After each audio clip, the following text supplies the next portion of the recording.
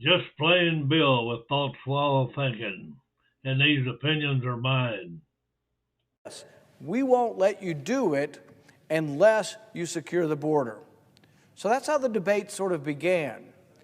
And a lot of people say, why don't Republicans stand up more? See, in the Senate, the unusual and really creative thing that our founding fathers did was in the Senate, they didn't make it a majority rule, it's a supermajority rule. So if you ever have 41 votes in the Senate, you can block anything the majority wants to do. So we have 49 Republicans. That means we have the power of 41. If we had interested leadership that wanted to use the strength of our 41, that wanted to use the strength of the minority to say, we will only let them shovel the money and flush it down the toilet and throw it away and give it to other countries. We will only let that happen if you secure the border. We had the leverage. What ended up happening is we ended up getting what I would call as fake reform. It was reform negotiated, and the mistake was doing it, I think, behind closed doors and with only one individual. Not that it's really all that individual's fault, but the individual really needed to come back to the caucus and say, do you guys think you might, or you men and women, do you think you might support this border bill we're putting together? Instead, it was just sort of all done deal, here it is, and then almost all of us said it's not adequate. Almost all of us said it's actually worse than the existing law. And so we were stuck in a conundrum, and then our leadership abdicated. They basically just punted. Our leadership said, we're not going to use the power of the minority because we want and salivate to send the money to Ukraine also. This is the problem now. And in our country, some people say there needs to be more compromise. Here's compromise, you've got it. You got 10 or 15 Republicans who side with the Democrats. They believe in Ukraine first and America last. They believe that we should borrow $100 billion, whether it comes from China or whether the Federal Reserve prints it up. We're going to take $100 billion and send it over there, on top of the $113 billion we've already sent. And some might say, well, you know, it's for a good cause. Well, shouldn't we examine what they're going to spend it on? Shouldn't we have like a special inspector general, someone who's trained to look for waste? Shouldn't we have that person appointed to look at the waste? I've advocated it for over a year. I've forced them to vote on it. The Democrats all voted no, and all the big government Republicans who love this money, they voted no too. They don't want scrutiny of how the money's being spent. I even helped them to pick who would be the inspector general. Somebody's been doing it for 10 years. The inspector general that's in charge of Afghanistan is called SIGAR, Special Inspector General for Afghan Reconstruction. And he's done a great job. He's got a team of over 100 people that work for him, accountants and economists and people who look at this war spending. They know how to look at war spending. They know how to look at war contracts. They know how to look for malfeasance. And he's found billions of dollars worth of it. Now, we spent a couple trillion in Afghanistan. That's not the Inspector General's fault. That's Congress's fault. But he's done his best to try to police this. He's written entire books on the waste. And as a consequence, the people who love sending your money overseas, they hate him. They hate the idea. They hate the idea so much that they've voted it down with a vast majority. They don't want an Inspector General.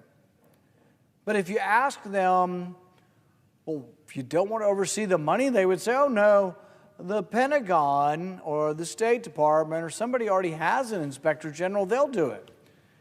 And I said, oh, you mean the Pentagon that can't be audited? The Pentagon that refuses to be audited? The Pentagon says they're too big to be audited? You trust them to now oversee the money going to Ukraine? When Ukraine has a history of being in the bottom 10% as far as corruption, meaning they have had more corruption than the other 90% of countries, I think that's kind of crazy. Even if you were for the money, you would think that the power of 41 supposedly conservative Republicans could simply look them in the eye and say, we're giving you the money, but we want this, this, and this. They have the power to do it. They completely abdicated their power. They threw in the towel and said, we're not going to do anything on the border, but we're not going to even ask for an inspector general on this. We're just fine. Shovel it out the door. So where's some of the money going? Inevitably, some of it's buying weapons. And to listen to the supporters of this bill, they are proud of the weapons and the profit that will go to the people who sell weapons. This to me just boggles the mind. They actually have a new name. They now call it the Defense Industrial Base. Since the time of Eisenhower, it was known as the Military Industrial Complex. But they've renamed it the Defense Industrial Base, and we're going to rebuild ours with war profits from Ukraine. See, we're really not giving it to Ukraine. We're giving it to Ukraine. They're giving it right back to American arms manufacturers.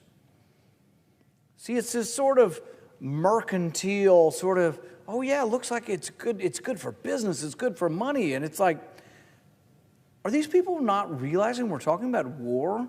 A war that some estimate 500,000 people have died? And they're thinking, well, gosh, if instead of 100,000 rifles, we send them 1 million, that'll be more profit, and our companies will be bigger and more profitable and able to make more weapons for us then. Not really acknowledging that 1 million rifles might kill more people than 100,000. Or let's say we have 1,000 tanks. Well, what if we give them 10,000 tanks? There'll be more profit for the arms merchants. Wouldn't that be good? That'll be great. We're reinvigorating the defense industrial base. Really? You're going to make the argument that war is good? Or maybe war ain't so bad? Or maybe just a little war here and there if we can get some more profit for these guys. The big companies, you know, the large multinational arms manufacturers, if they could just get a little more profit. A little more profit would be good because that'll reinforce the defense industrial base. This is saying the quiet part out loud. This is saying something they should be embarrassed by. This is saying something so reprehensible and so disgusting. But it's happened from the leadership on our side, the leadership on the other side. It's happened also with the Biden administration. In committee, they come to us and they brag about how this isn't really money to Ukraine, this is money to America.